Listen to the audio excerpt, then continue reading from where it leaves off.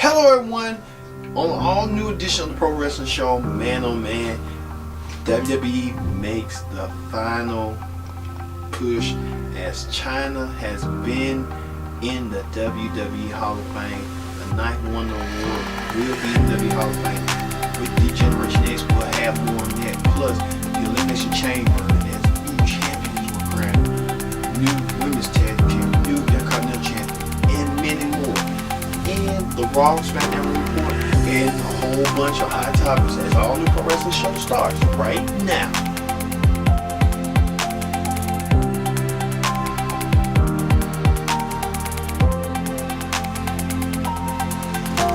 Everyone, welcome to the Pro Wrestling Show here on Connect. Thank you all for watching. But first things first, join in that conversation right here using the hashtag PSW here on Connect. Glad you're here. Alright, let's get started with the cover story. WWE finally has done it. China, the ninth one of the world, she was talking way before her death, her tragic, untimely pass in 2006, that she wanted to mend fences with WWE, and she got her wish this week. Unfortunately, she wasn't able to live to see it, but her legacy will live on in the WWE Hall of Fame as WWE announced that the Generation X, the original members, China, Triple H, Shawn Michaels, the Road Dogg, Billy Gunn, and X-Pac will get their due in the Hall of Fame.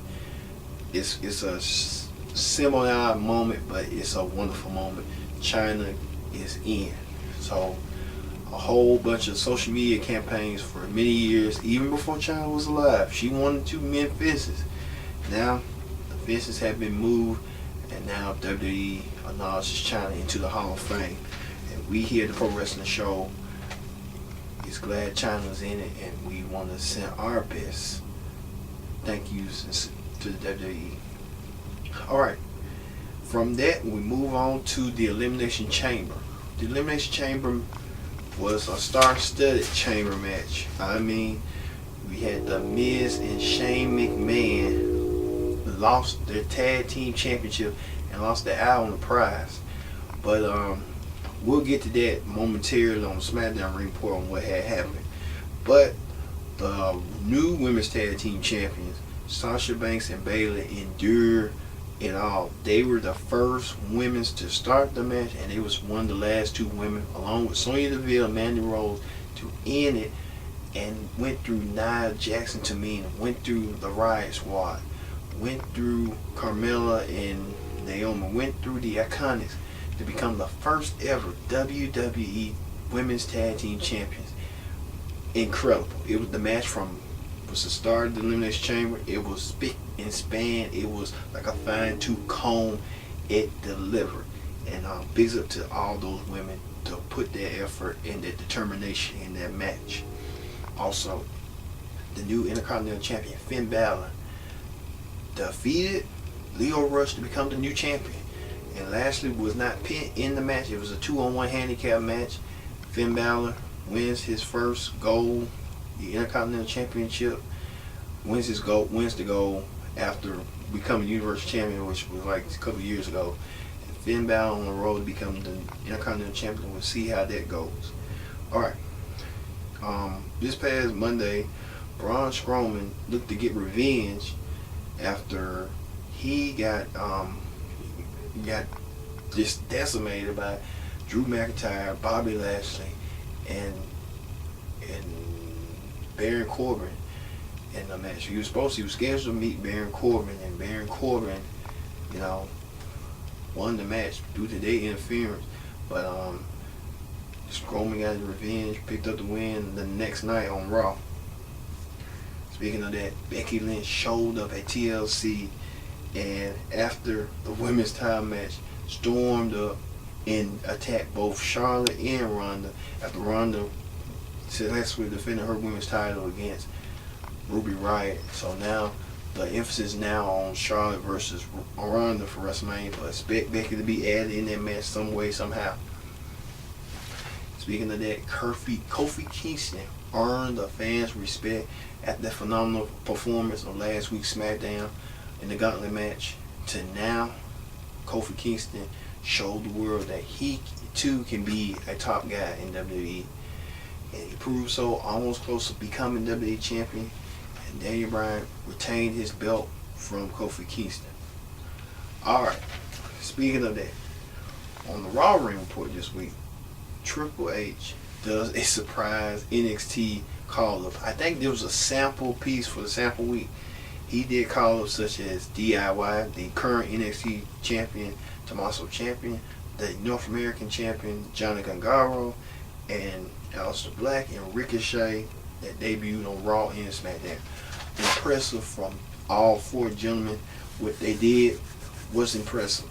You had Ricochet teaming with Lashley and not Lashley, but teaming with the Intercontinental Champion Finn Balor to take on Lashley and Leo Rush. Impressive. And then you move over from there where he went on SmackDown to take on Eric Young, Impressive showing. Ricochet is a star tomorrow. I'm telling you right now. Then you got DIY taking on the Raw Tag Team Champions and defeating the Raw Tag Team Champions in an impressive showing. And then defeating on SmackDown the former Raw Tag Team Champions, former SmackDown Tag Team Champions, The Bar, in an impressive showing. And you got Aleister Black defeated Elias on Raw. And then on SmackDown he defeated Andrade, which kind of like, well, the cat's on the bag. Well, Andrade and his business manager is Black's wife, so it's kind of like, you know what, it is what it is. She was kind of mad, but hey, your husband won. What kind of situation is that? But hey, it is what it is. All right, Drew McIntyre claims he wants to go against Seth Rollins and take his WrestleMania spot. If he's able to do so, but he went against Drew's Seth's former buddy, Dean Ambrose, and beat him. And then Dean Ambrose kind of was wondering why Seth didn't come out there. Seth Rollins like, are you serious? After all you've been through, come on. It just that was kind of played out to me. But hey, it is what it is. Speaking of that,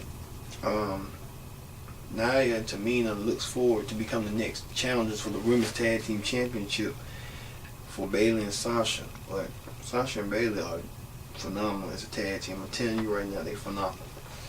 They really, pull up some steam and stuff. It really is. And speaking of that, like, Ronda Rousey went against Ruby Riott in a rematch with the Riott Squad ringside. Ronda picked up the win. Ronda looking impressive. We got to see how this is going to go between Ronda and Becky and Charlotte coming to WrestleMania. Alright, that is the Raw Ring Report. Let's move to the SmackDown Report. SmackDown, Shane McMahon saying the same stick that Triple H was saying on Raw. That the NXT call-ups again. We talked about that, mentioned you that earlier. But impressive was Lacey Evans. Now Lacey Evans kind of like could made a distraction over what's her name, Asuka. She made a distraction against Asuka. Cost Asuka to lose her match against Mandy Rose, who they should be rewarded. Mandy Rose and Sonya Deville, and Mandy Rose earns herself a women's championship match against Asuka down the road. I can see that. I can see them doing a handicap match between those two against Asuka for the SmackDown Women's title. I can see that. Also, Shane and Miz lost their titles, but they get a rematch. They get it at Fastlane with Miz's father at ringside watching. Can they relive the moment, relive the glory? But I think a big turn is going to happen at Fastlane between Shane and Miz. I'm thinking it's going to be Shane doing the turn. If it's Shane doing the turn, I'll be shocked because he looking to want to do a heel turn. Also, that was, and then the championship picture as Daniel Bryan teamed up with Randy Orton and Samoa Joe against Jeff Hardy, AJ Styles, and Kofi Kingston. Good showing and good impressive showing. But at the end, Kofi wins. And at the end, Kofi gets another championship match against Daniel Bryan at Fastlane. So Kofi Kingston, you have to wonder about Mustafa Ali, how Mustafa Ali feels. Like Mustafa Ali can come out there like Booker Ray said, like Mustafa Ali can have a bitch about it and moan about it and gripe about that was supposed to be him in that spot. Well, things happen for a reason. So that's what I was saying. He needs to be on 205 Live, not on SmackDown. So they need to get that rest in their head. Hope so they do. And no offense to Mustafa Ali, SmackDown, you need to be on 205 Live. Be in the face of that brand. I'm telling you. Alright. That does it for the SmackDown report. When we return, we're going to have hot topics where a current WWE commentator and a current WWE superstar in a relationship won't believe who. We'll keep hearing. Stay tuned.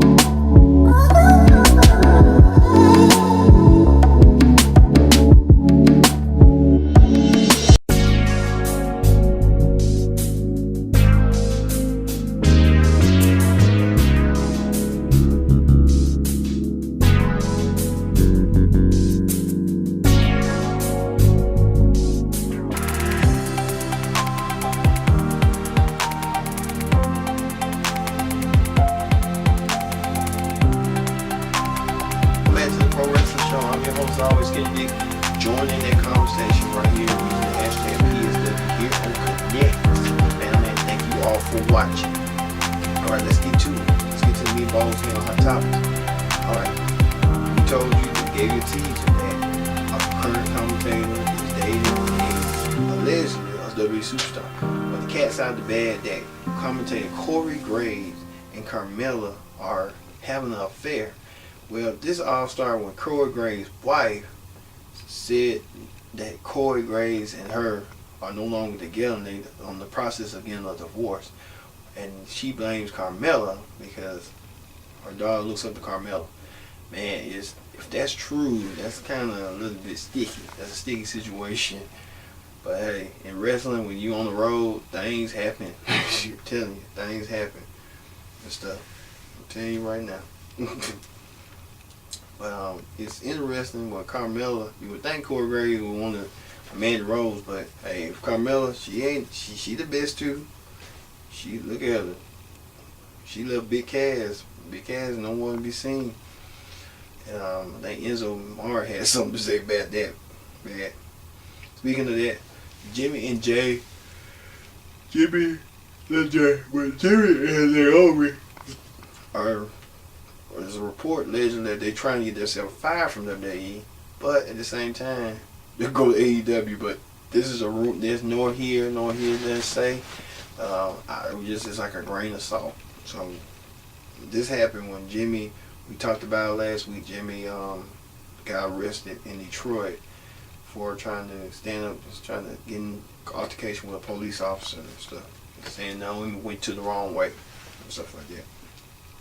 Speaking of that, the city of Houston is set to host the 2020 Royal Rumble in Minute Park. You know, they're doing this new thing now where they're going to baseball stadiums for Royal Rumbles. And I think this all started from this year, this past month, where they went to Phoenix and did their baseball stadium.